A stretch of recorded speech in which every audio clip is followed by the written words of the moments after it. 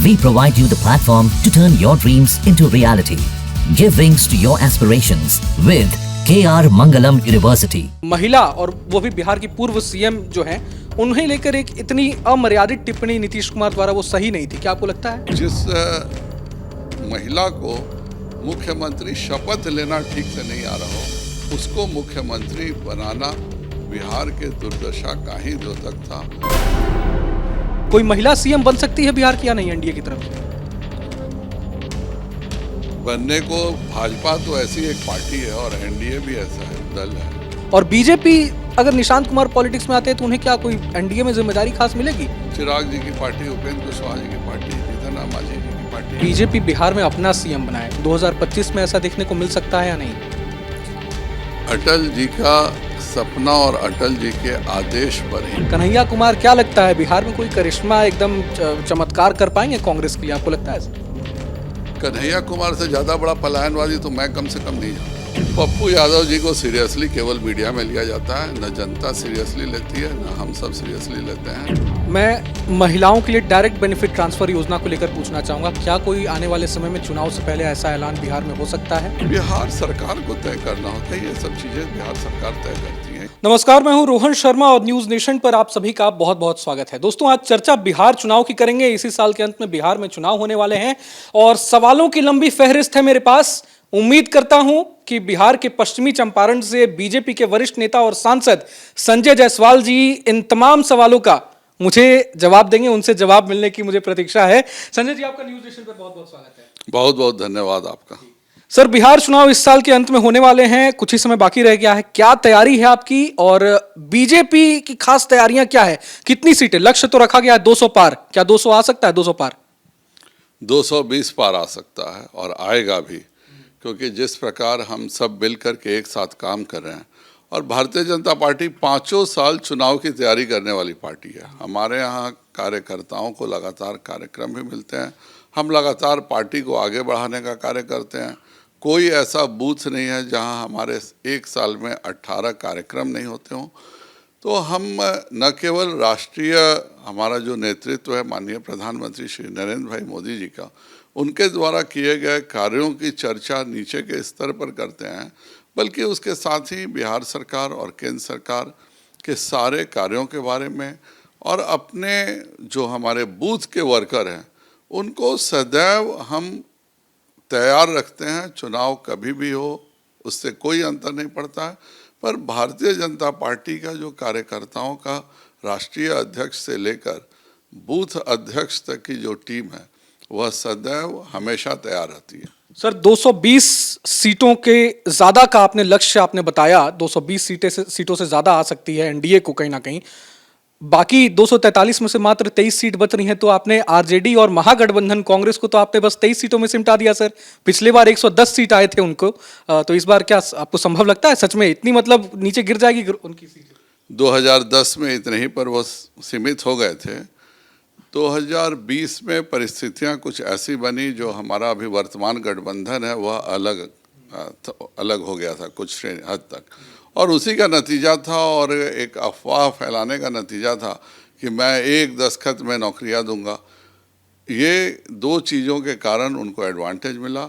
इस बार वह पुनः 2010 की स्थिति में आ जाएंगे। मेरी बात लिख करके रख दीजिए।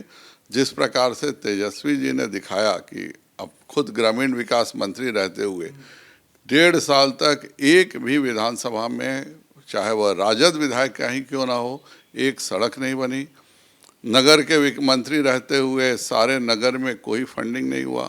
स्वास्थ्य मंत्री रहते हुए सारे स्वास्थ्य के कार्य बंद हो गए थे। तो तेजस्वी जी को भी 4 विभाग देख करके आजमाया जा चुका है। जनता बखूबी समझ चुकी है कि यह केवल बोलने का कार्य करते हैं, जमीन पर यह कुछ नहीं कर सकते। और जो प्रश्रय पहले उनके माता पिता ने दिया था उसी को यह आगे बढ़ा रहे हैं। आज भी कहीं ना कहीं घोटाले निकलते हैं तो वह राजद के ही निकलते हैं। इससे बड़ा दुर्भाग्य और कुछ नहीं हो सकता। सर, जंगल राज की हमेशा से बिहार में बात होते रही है कि लालू के दौर में, राबड़ी के दौर में वो जंगल राज जो था, आपको क्यों बीजेपी को लगता है कि आज भी जनता उन पर यकीन नहीं कर रही है? हमने देखा कि पिछले 2020 के चुनाव में महागठबंधन को 110 सीटें मिली, तो करीब करीब 45% जो उनके वोट प्रतिशत रहे, तो जनता वोट तो दे रही है, चाहे यादव आप कह लें, यादव समाज के लोग हों, मुस्लिम वोटर्स हों, साथ तो दे रही है आरजेडी और महागठबंधन का। तो ऐसा क्यों कहा जा रहा है कि जनता भरोसा नहीं कर पा रही है उन पर? ज़्यादा बरगलाए हुए वोट थे। और आप पूरे बिहार की परिस्थिति देखिए तो एक तरह से हमारे ही कुछ बागियों ने मिल करके कुछ एक अफवाह फैला करके कुछ सफलता हासिल कर लिया था। आज जबकि एनडीए गठबंधन पूरे तौर पे अटूट है, एक साथ कार्य कर रहा है।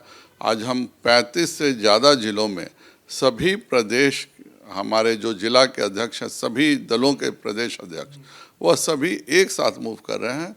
और यह इतना बड़ा संदेश है कि अगर किसी भी दल से कोई बागी उम्मीदवार खड़ा भी हो जाएगा तो जनता उसे किसी कीमत पर वोट नहीं देगी, उस पार्टी के कार्यकर्ता उसे किसी कीमत पर वोट नहीं देंगे, और हम निश्चित तौर पर 220 का आंकड़ा पार करके दिखाएंगे। लालू यादव कह रहे हैं कि 2025 के चुनाव में तेजस्वी ही सीएम बनेंगे, तेजस्वी के नेतृत्व में सरकार बनने जा रही है। इतने कॉन्फिडेंटली कह रहे हैं वो, मास्टरमाइंड भी उन्हें कहा जाता है। तो कहाँ आपको लगता है इतने कॉन्फिडेंट हैं वो, कुछ ना कुछ तो बात होगी जरूर?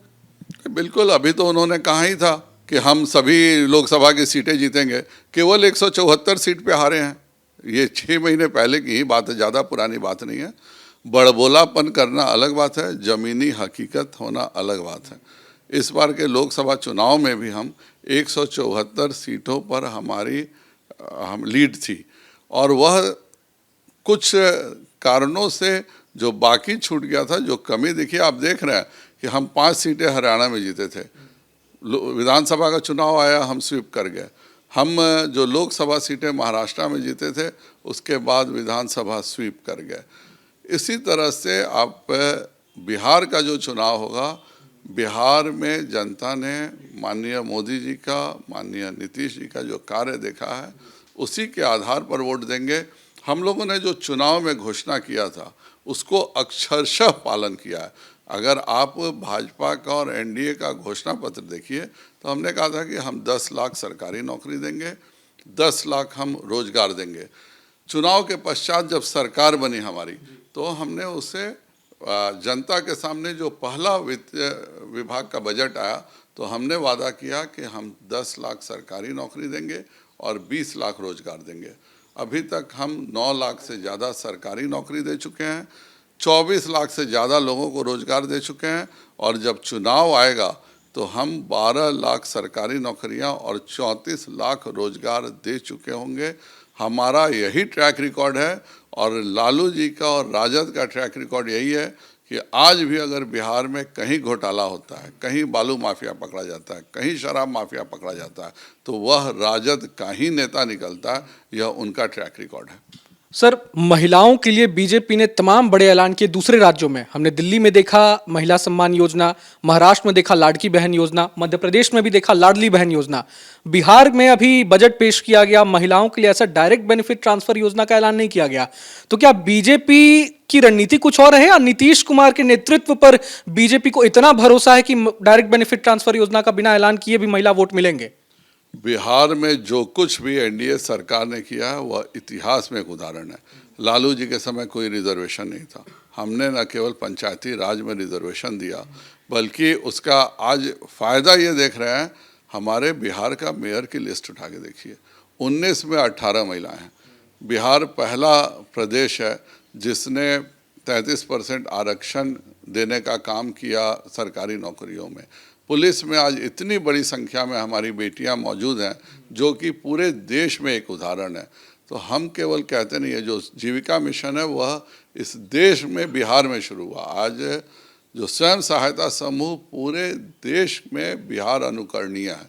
तो हमने जो महिलाओं की चिंता की है, मुझे आज भी याद है कि एक समय था 2002 की मैं बात कर रहा हूँ, मेरी बहन की शादी हुई थी। वो लोग पहली बार पटना से मेरे घर आए। उनका पहला प्रश्न यही था कि क्या बिहार में महिलाएं नहीं है क्या? मैं पटना से बेतिया चला आया, एक भी महिला सड़क पे नहीं दिखी। और 2008 आते आते यह स्थिति हो गई कि हमारी बेटियां बिहार सरकार के द्वारा दिए गए साइकिल से पूरे बिहार में स्कूलों में जा रही थी। तो यह इतना बड़ा परिवर्तन महिलाओं के लिए जीविका के माध्यम से, स्वयं सहायता समूह के माध्यम से, करोड़पति दीदी के माध्यम से, हर सरकारी नौकरी में महिलाओं को आरक्षण देने के माध्यम से जो माननीय नीतीश कुमार जी ने किया है और उसके पीछे जो माननीय प्रधानमंत्री श्री नरेंद्र भाई मोदी जी का सपोर्ट है हर जगह पर, वह ऐतिहासिक है और हम सभी को फायदा दे रहे हैं।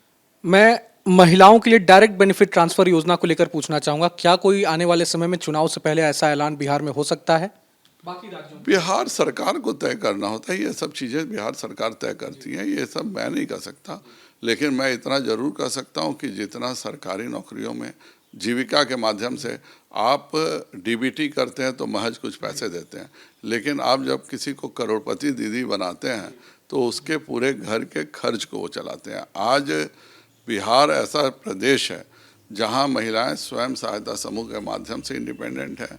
सभी रोजगार के अवसरों में सबसे ज़्यादा महिलाओं को किया जा रहा है। चाहे आवास योजना में महिलाओं को किया जा रहा है, प्रधानमंत्री जी के उज्ज्वला योजना में गैस का सिलेंडर का फ़ायदा महिलाओं को दिया गया।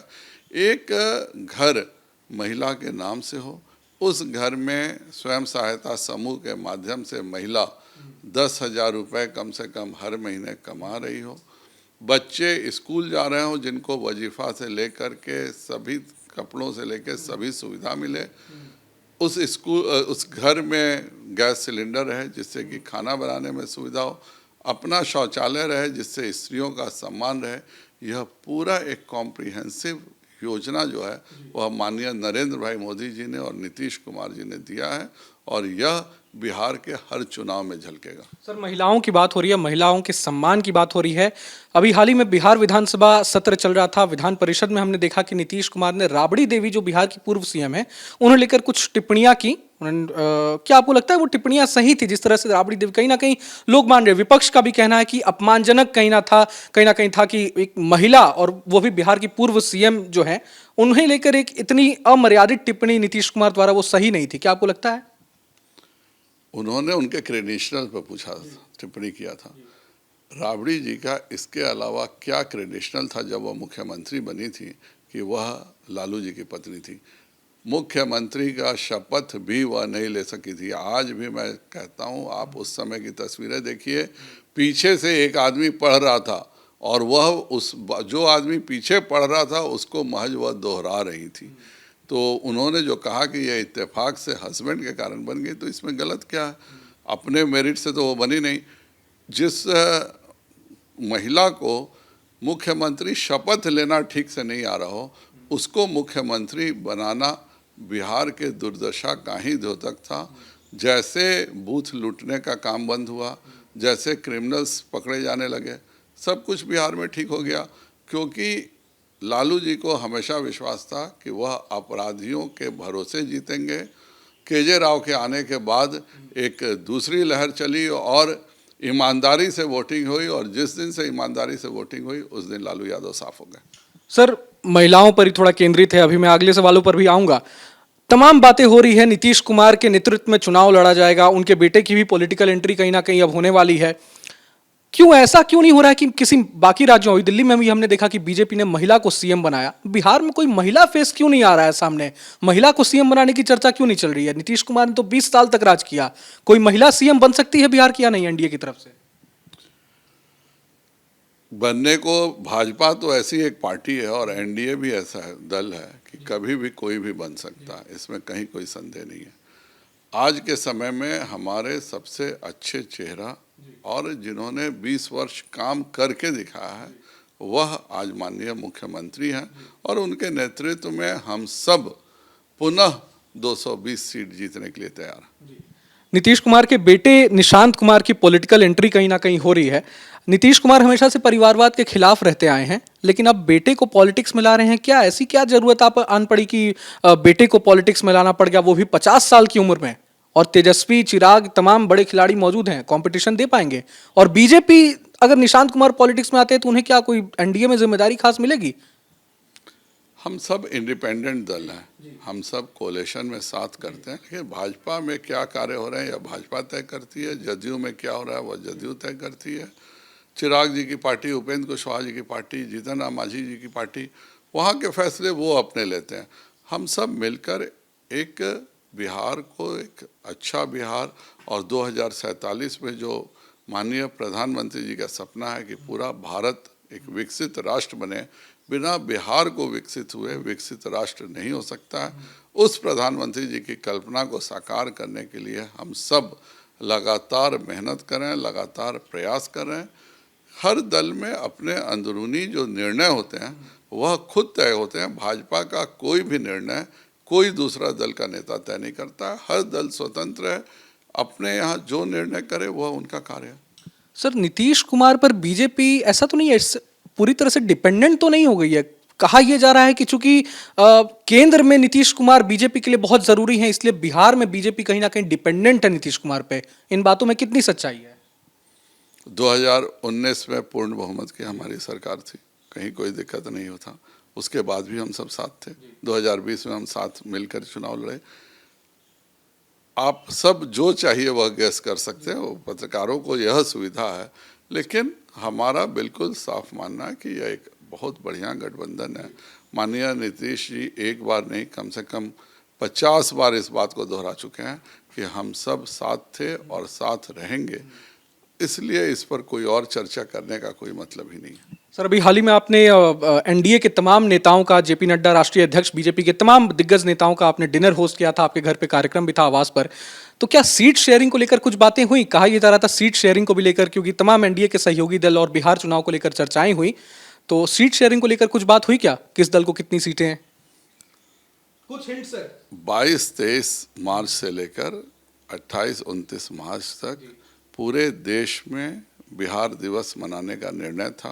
23 मार्च को हमारा स्थापना दिवस था और उसी के तहत बिहार दिवस मनाने के लिए हम सब इकट्ठा हुए थे। हम सब आभारी हैं कि हमारे माननीय राष्ट्रीय अध्यक्ष भी उस बैठक में उपस्थित हुए और हम सबों ने काफ़ी अच्छे से स्नेह मिलन के साथ सभी ने एक साथ भोजन किया और हम अपना आपस में बिहार दिवस के कार्यक्रम केवल बिहार में नहीं हुए हैं, इस बार पूरे देश स्तर पर हुए हैं और उसी कार्यक्रम का हिस्सा था कि सभी सांसद एक साथ मिलकर दिल्ली में बिहार दिवस मनाएं।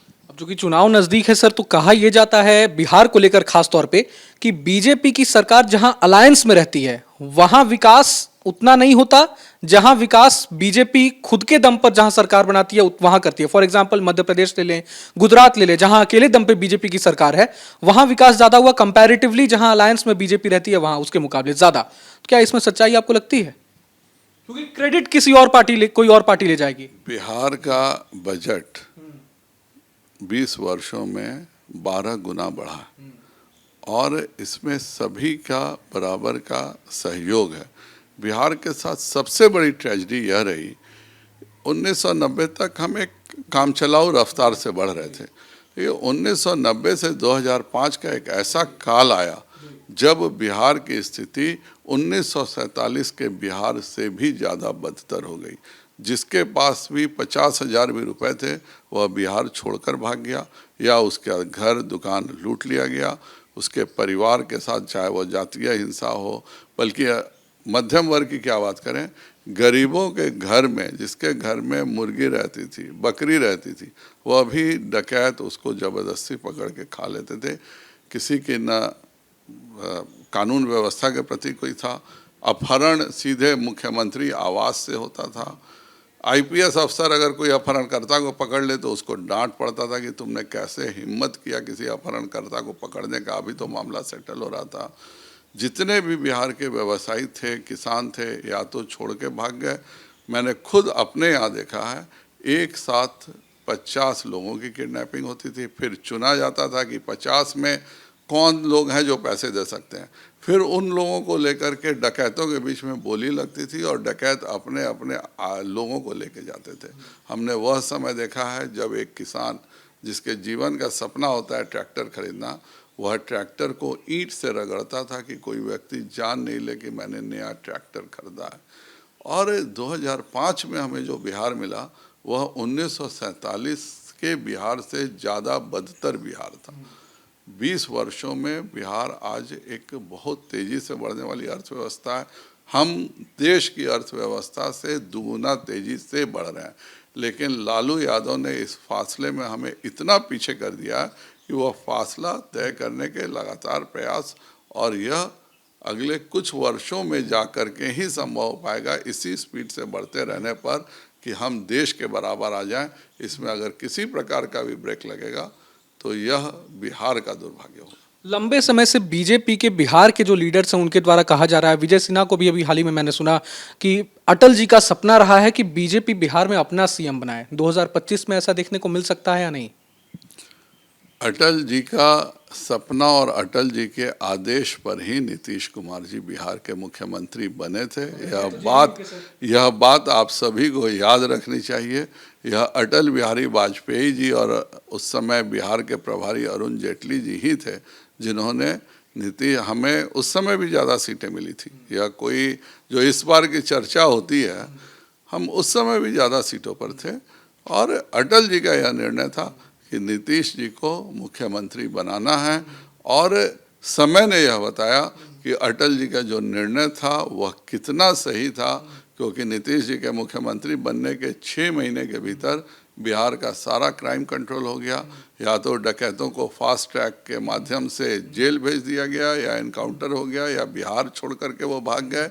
और एक स्वस्थ सुंदर बिहार, जो गांधी मैदान में अटल जी ने कहा था कहाँ है मेरा किसलय, और बच्चे की किडनैपिंग को लेकर के जो उन्होंने अपनी बात कही थी, उस सपने को साकार, अटल जी के उस सपने को साकार नीतीश कुमार ने किया। सर, इतने दिग्गज लीडर्स हैं बीजेपी में, बिहार में खास करके आपने लंबे समय तक काम किया सर, आप 4 साल अध्यक्ष भी रहे बिहार बीजेपी के।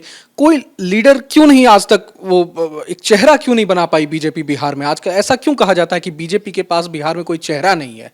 विपक्ष ऐसा क्यों कहता है? भाजपा में कोई नेता नहीं होता, भाजपा में दायित्व मिलता। आपको प्रदेश अध्यक्ष का दायित्व है तो आप प्रदेश अध्यक्ष के दायित्व का पालन करेंगे, आपको उप मुख्यमंत्री का दायित्व है तो आप उप मुख्यमंत्री का पालन करेंगे, आपको राष्ट्रीय अध्यक्ष बनते हैं, आप कोई भी पद लेते हैं, भाजपा के कार्यकर्ता को पहले दिन से यह हमें घुट्टी में मिलता है कि यह दायित्व है, इस दायित्व का निर्वहन अच्छे से कीजिए। हमारे यहाँ कोई भी व्यक्ति मंडल अध्यक्ष 2 बार से ज़्यादा नहीं रह सकता।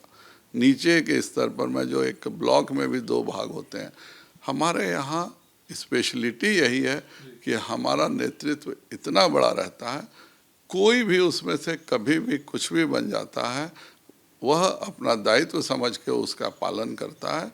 और भारतीय जनता पार्टी का प्रत्येक नेता उनको लीडर मान करके उसके पीछे खड़ा हो जाता है। सर, कांग्रेस पे भी थोड़ी बात कर लेते हैं। कांग्रेस काफी, राहुल गांधी बहुत एक्टिव हो गए हैं और कह रहे हैं कि बिहार में अब कांग्रेस को मजबूत करना है। कन्हैया कुमार को उन्होंने भेजा है, पलायन रोको नौकरी दो यात्रा निकाले हैं कन्हैया कुमार। कृष्णा अल्लावरू को बिहार प्रभारी बनाया गया है।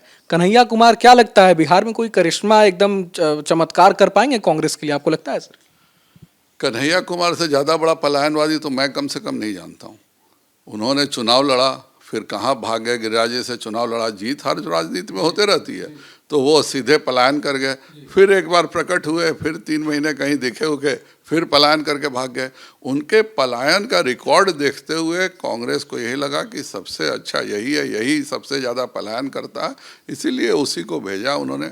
और जहाँ तक राहुल गांधी जी की बात है, तो वह तो हमारे स्टार कैंपेनर हैं। जब पहली बार इस वर्ष गए, नहीं वो लगातार जाए, हमारा वोट ही बढ़ता है। पहली बार वो गए तो कहे कि सारा जातीय जनगणना फर्जी है, सारा फेक बनाया गया है। उस समय उनकी सरकार थी, उनके मंत्री थे, और उन्होंने अपने ही मंत्री को, अपने ही सरकार को फेक बता दिया।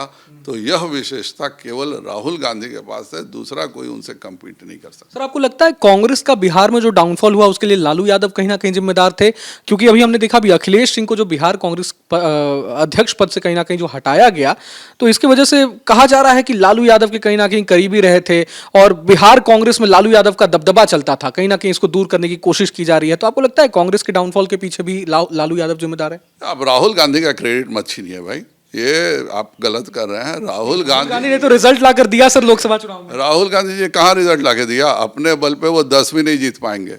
अगर यहाँ पे गठबंधन नहीं रहे, उत्तर प्रदेश के गठबंधन में नहीं रहे, महाराष्ट्र में गठबंधन में नहीं रहे, वह जिन जगहों पे खुद लड़े हैं वहाँ देख लीजिए, गुजरात में डायरेक्ट फाइट होती है, राजस्थान में डायरेक्ट फाइट होती है, मध्य प्रदेश में डायरेक्ट फाइट होती है। जिस प्रदेश में डायरेक्ट फाइट होती है वहाँ उनका अपना ट्रैक रिकॉर्ड है। राहुल गांधी खुद अपनी पार्टी को डुबाने के लिए बहुत ही बेहतरीन नेता है, उसका क्रेडिट किसी और को देना मुझे लगता है राहुल गांधी के प्रति अन्याय होगा। सर, अगले सवाल पे आते हैं। बीजेपी हमेशा से ये कहते आई है और तमाम बार हमने देखा भी है, अपराध के मुद्दे पर हमने बीजेपी को देखा किस तरह से आरजेडी को घेरना हो गया, तमाम चीज़ें। लेकिन सबसे बड़ा सवाल ये है, मैं तमाम लिस्ट भी लेकर आया था, मुसलमानों को लेकर जो बीजेपी की प्लानिंग है। अब एक तरफ काशी, मथुरा, अयोध्या तमाम बातें चल रही है। पिछले दिनों हमने देखा भी, सीएम योगी का बयान हमने सुना, उन्होंने कहा कि अयोध्या, माफ कीजिएगा, मथुरा का मामला अगर कोर्ट में नहीं चल रहा होता तो अभी तक तो वहाँ खेल हो गया रहता। तो अभी ईद को लेकर भी एक नया फरमान आ गया है कि अगर आप रोड पर रोजा कर रहे हैं तो उसके लिए ये होगा, पासपोर्ट आपका जब्त कर लिया जाएगा, ड्राइविंग लाइसेंस सस्पेंड कर दिया जाएगा, छत पर भी आप नमाज नहीं पढ़ सकते हैं, तमाम चीजें। तो मुसलमान वोटर आप कैसे अपने पाले में आप लामबंद कैसे होंगे बीजेपी के साथ? दूसरी तरफ आप ये भी कर रहे हैं कि सौगाते मोदी अभियान की शुरुआत हुई, 32 लाख मुसलमानों को ईद का किट दिया जाएगा, सौगाते मोदी किट दिया जाएगा। तो ऐसे मुसलमान, क्या आपको लगता है बीजेपी के साथ लामबंद हो पाएंगे, बिहार में खास करके जहां 47 सीटों पर मुसलमानों का खास दबदबा है? भारतीय जनता पार्टी का अपना एक संगठन का तरीका है। हमारे यहाँ 7 मोर्चे हैं, महिला मोर्चा, किसान मोर्चा, इस तरह से अल्पसंख्यक मोर्चा भी है। और अल्पसंख्यक मोर्चा, हर मोर्चा अपने हिसाब से कार्यक्रम करता है। जब किसान मोर्चा 6,000 रुपये मोदी जी देते हैं और MSP पैसे बढ़ाते हैं तो किसान मोर्चा कार्यक्रम करता है। महिला मोर्चा जब 33% आरक्षण हुआ तो सबसे बढ़ चढ़ के पूरे देश में महिला मोर्चा ने उसको सेलिब्रेट किया। अल्पसंख्यक मोर्चा अपना कार्यक्रम कर रहा है और यह हर मोर्चा अपने कार्यक्रम करने के लिए स्वतंत्र है। जहाँ तक आप 1-2 उदाहरण की बात करें, वह जिला स्पेसिफिक है, वह प्रदेश का नहीं, उत्तर प्रदेश ने कहीं नहीं कहा।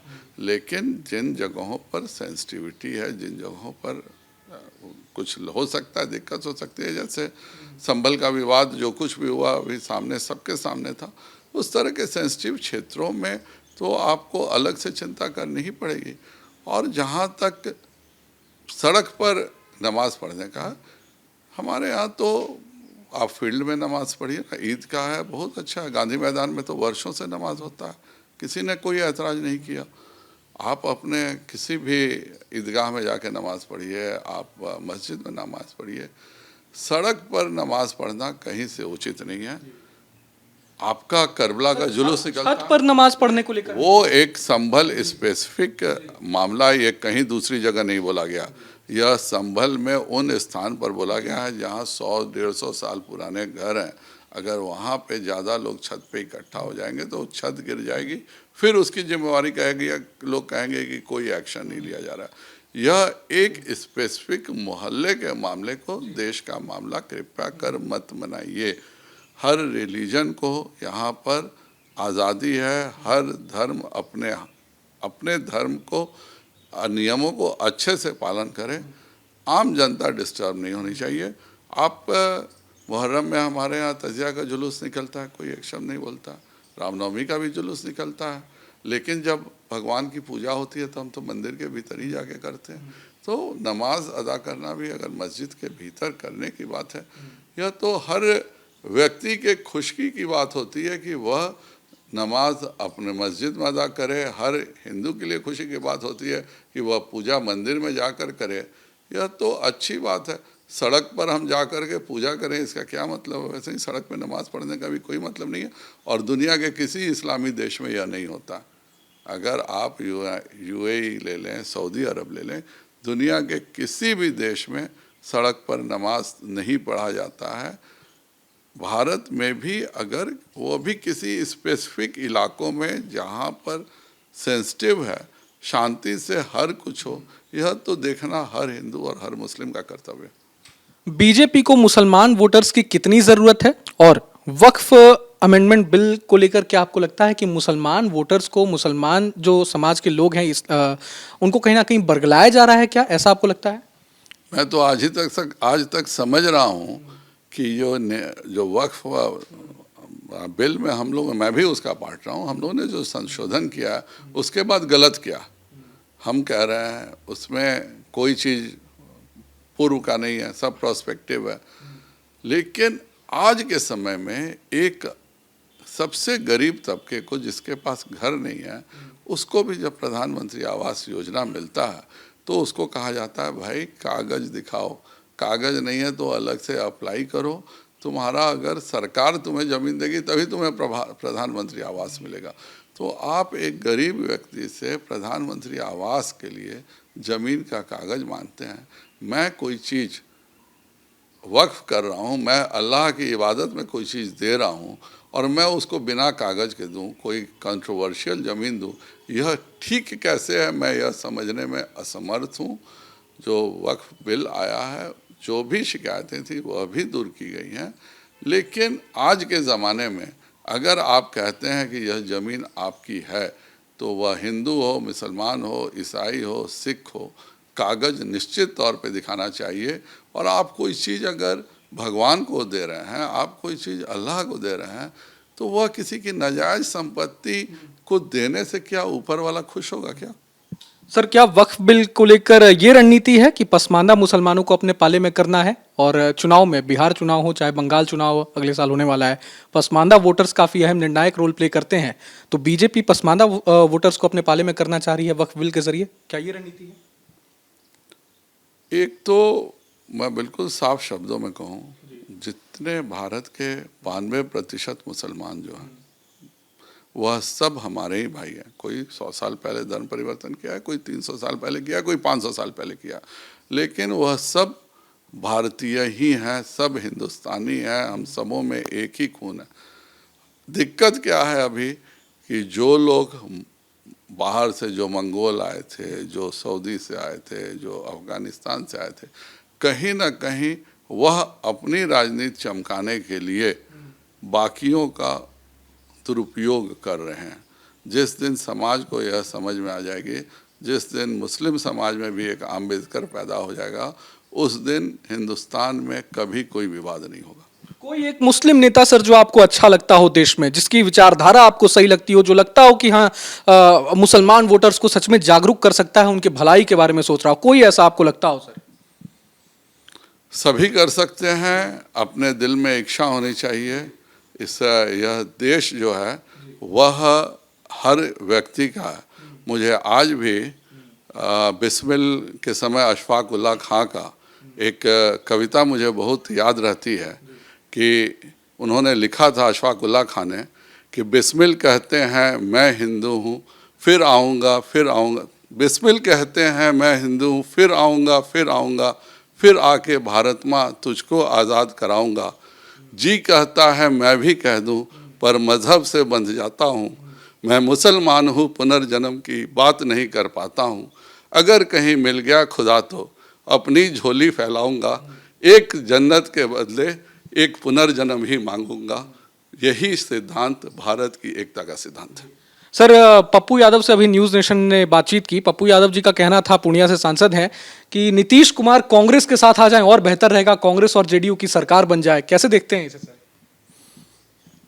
पप्पू यादव जी को सीरियसली केवल मीडिया में लिया जाता है, न जनता सीरियसली लेती है, न हम सब सीरियसली लेते हैं। पप्पू जी का जो कार्य था और राजद के जो कार्य हैं वह अंतर क्या था। राजद के अपराधों की लिस्ट देखिएगा तो सबसे बड़ी लिस्ट उनकी ही मिलेगी। वो तो कहते हैं कि योगी मॉडल ब्रजेश सिंह मॉडल है, तमाम चीज़ें कह रहे थे, और आपने कहा कि आपराधिक बैकग्राउंड तमाम चीज़ों की, तो योगी मॉडल को ऐसा उन्होंने ठहराया। पप्पू यादव के इस बयान को लेकर आप क्या, कैसे विरोधाभास कुछ आपको नजर आता है इसमें? नहीं, जो पूर्णिया में अजीत सरकार की हत्या कैसे हुई, कितने लोगों की हत्याएं हुई, कितने लोगों के अपहरण हुए, खुद हेडली ने लिखा कि कैसे जब वो हथियार का पुरुलिया में स्मगलिंग का गिराया था तो किस व्यक्ति ने उसको दिल्ली से अपने साथ एसी फर्स्ट में छुपा कर नेपाल पहुंचाया और नेपाल से वह फिर विदेश भागने में सफल हुआ। इस तरह के व्यक्तियों के बारे में मैं कोई ना ही टिप्पणी करूं तो बेहतर होगा। सर, पश्चिम चंपारण में हमने देखा चिनपटिया शुगर मिल को लेकर काफी मुद्दा उठाया जा रहा था। लोकसभा चुनाव में भी ये मुद्दा काफी गरमाया हुआ था। अभी आपने संसद में इसे लेकर ये मुद्दा उठाया भी था, शुगर मिल को वापस से चालू करने का। तो कब ये व्यवस्थित रूप में कब से आ सकता है सर? ये हाईकोर्ट में मामला लंबित है, मैं लगातार प्रयास कर रहा हूँ। एनडीए काल में हम हर चीज़ को ठीक करना चाहते हैं। यूपीए काल के घोटाले आज भी हमारे लिए बोझ बन के रहे। यह उस समय की बात है जब महज 2 करोड़ में पूरी चनपटिया चीनी मिल को दे दिया गया था। माननीय स्मृति ईरानी जी आई और हम लोगों ने क्लेम किया कि यह हमें वापस किया जाए। उस समय भी उस जो व्यक्ति था उसने कहा कि नहीं, मैं चीनी मिल चलाऊंगा, मुझको चीनी मिल दिया जाए। 2021 में हम लोगों ने हैंड ओवर का लेटर भी दे दिया कि ठीक है, तुमने क्लेम किया था उस समय घोटाले में 2 करोड़ में 174 एकड़ ज़मीन कैसे मिली, इस पर तो मैं कोई कमेंट नहीं करूंगा क्योंकि वह उस समय का फैसला है। लेकिन हम लोगों ने कहा तुम चीनी मिल चलाओ, वह चीनी मिल नहीं चला सका। आज वह कोर्ट में मामला और हम लोग लगे हुए हैं कि कोई ऐसा व्यक्ति को कोर्ट ही सॉल्व करके दे जो कि उस जगह को फिर से वापस पहुंचा सके। उसने खुद अनुरोध किया था कि मैं चनपटिया चीनी मिल चलाना चाहता हूँ। 20 साल बाद अचानक उसको याद आ गया। हम लोग भी तैयार हो गए कि ठीक है तुम शुगर, क्योंकि शर्त ही यही थी कि भाई आप शुगर ये लेंगे फैक्ट्री तो आप मिल चलाएंगे। आज भी 2-2 पड़े हुए हैं वहाँ पिटिशंस कि भाई हम लोग 100 करोड़ देते हैं, आप यह हमें ज़मीन दीजिए जिससे कि हम शुगर फैक्ट्री या हम अपना एथेनॉल प्लांट लगा सकें। चूँकि यह पूरा फैसला जो है वह प्रयागराज के हाई कोर्ट में है, मौजूद है। प्रयागराज हाई कोर्ट के फैसले का हम भी बेताबी से इंतज़ार कर रहे हैं। लोकसभा में इसलिए मैं लगातार मुद्दे उठा रहा हूँ जिससे कि इस पर हमारे द्वारा भी दबाव पड़े और जो कोर्ट है, कोर्ट इस पर त्वरित निर्णय दे और हम आगे की कार्रवाई कर सकें। सर, बिहार में प्रशांत किशोर जनसुराज को लेकर काफी माहौल बना हुआ है कि प्रशांत किशोर कुछ चेंज ला सकते हैं। बीजेपी, आरजेडी, कांग्रेस, इन तमाम पार्टियों के इतर एक नई विचारधारा वो ला रहे हैं। तो प्रशांत किशोर सच में कोई कमाल कर पाएंगे कि नहीं? और अभी हमने हाल ही में देखा, पटना यूनिवर्सिटी छात्र संघ चुनाव होने वाले हैं। प्रशांत किशोर ने एनएसयूआई, जो कांग्रेस का छात्र संगठन है, उसे समर्थन दिया है। तो कैसे आप इसे देख रहे हैं? प्रशांत किशोर जी किसी को भी समर्थन कर सकते हैं। एक कार्य ला रहे थे सर, लेकिन कांग्रेस के छात्र संगठन को अलग विचारधारा नहीं ला रहे थे, अलग विचार ला रहे थे कि हर मुखिया को कहना कि तुम कुछ करो, हम तुमको बना देंगे। जितने अगर एक विधानसभा में 35 मुखिया हैं तो 35 मुखिया को ये विधायक बना रहे थे। तो जब समय आएगा तो बाकी सब जो हकीकत जानेंगे, बाकी 34, तो समझ में आ जाएगी। राजनीति में हर कोई चाहता है मुख्यमंत्री बनना, चाहने में कोई बुराई नहीं है, कार्य उस अनुरूप होना चाहिए। केवल बोलने से और धन से आप मुख्यमंत्री अगर बन सकते तो टाटा, बिरला और अंबानी ही मुख्यमंत्री होते, सामान्य कार्यकर्ता कभी मुख्यमंत्री। सर, 2020 में कहा जा रहा था कि चिराग पासवान ने जो काम बीजेपी के लिए किया और जेडीयू का काम बिगाड़ दिया, कहीं ना कहीं एलजेपी ने, वो काम इस बार प्रशांत किशोर करने वाले हैं। बीजेपी की बी टीम बनकर कहीं ना कहीं वो काम करने वाले हैं। आपको लगता है ऐसा? अभी तक न वो आए हैं, न भविष्य में क्या करेंगे वो जाने। भारतीय जनता पार्टी और एनडीए गठबंधन अपने वोटों के बदौलत राजनीति कर रही है, अपने लोगों के बदौलत राजनीति कर रही है, अपने कार्यकर्ताओं के बदौलत 220 सीट जीतने के लिए मेहनत कर रही है। और निश्चित रूप से एनडीए का प्रत्येक कार्यकर्ता लग करके एनडीए को 220 सीट जिता के दिखाएगा। सर, अंतिम सवाल, 2025 में अगर एनडीए की सरकार बनती है बिहार में, 3 बड़े काम जो एनडीए की सरकार करने जाएगी 2025 में, कोई 3 बड़े काम? हमारे लिए इसके लिए इस पर कोई एक पूरी कमेटी बनती है, यह मैं ऐसे ही अकेले नहीं बोल सकता हूँ। हमने पिछले बार चुनाव की घोषणा पत्र में मैं खुद प्रदेश अध्यक्ष था। नहीं, हमें बहुत सारे मुद्दे हैं। देखिए, पलायन भी 2 तरह का होता है, नौकरी के लिए जाना और पलायन, 2 शब्द को एक साथ मत जोड़िए। पलायन उसे कहते हैं जो 2005 से पहले था कि मेरा घर लूट लिया गया, मेरी खेत छीन लिया गया, मुझे वहाँ रहना मुश्किल हो गया और इसलिए मैं भागता हूँ, यह पलायन है। लेकिन अगर बिहार का एक लड़का जो सॉफ्टवेयर इंजीनियर है वह जा कर के बेंगलुरु में नौकरी करता है, वो बिहार का एक व्यक्ति आ कर के दिल्ली में जॉब करता है, वह अच्छे जीवन की तलाश है। और यह काम पंजाब के लोग भी अमेरिका कनाडा जाके करते हैं, गुजरात के लोग भी अमेरिका कनाडा जाके करते हैं। उन्हें तो कोई नहीं कहता आप पलायन क्यों कर रहे हो। तो बिहारियों को ये क्यों कहा जाता है? हमारे पास जो अपॉर्चुनिटीज़ है, चूँकि 2005 तक बिहार इतना बुरे हालत में था कि हमारे यहाँ कोई फैक्ट्री लगाने की भी सोच नहीं पा रहा था। इतने लोग डरे हुए थे जिसका कोई हिसाब नहीं है। कोई भी इन्वेस्टमेंट नहीं आएगा तो रोज़गार कहाँ से मिलेगा? आज हम लोगों ने एक अच्छा माहौल बनाया है। लगातार शाहनवाज हुसैन जी ने, अभी नीतीश मिश्रा जी ने इंडस्ट्रीज़ का माहौल बनाया है। बड़ी बड़ी कंपनियां आ रही हैं। हमने ऐतिहासिक MOU इस बार साइन किया है। यह माहौल पिकअप करेगा। लोगों को यह विश्वास चाहिए कि दोबारा RJD सत्ता में नहीं आएगी। यह विश्वास जैसे जैसे धरते गया वैसे वैसे बिहार तरक्की करते गया और इस चुनाव के बाद एक ऐतिहासिक तरक्की होगी, क्योंकि माननीय प्रधानमंत्री श्री नरेंद्र भाई मोदी जी का जो सपना है कि विकसित भारत बनाना है, उसमें सबसे प्रमुख हिस्सा बिहार का है।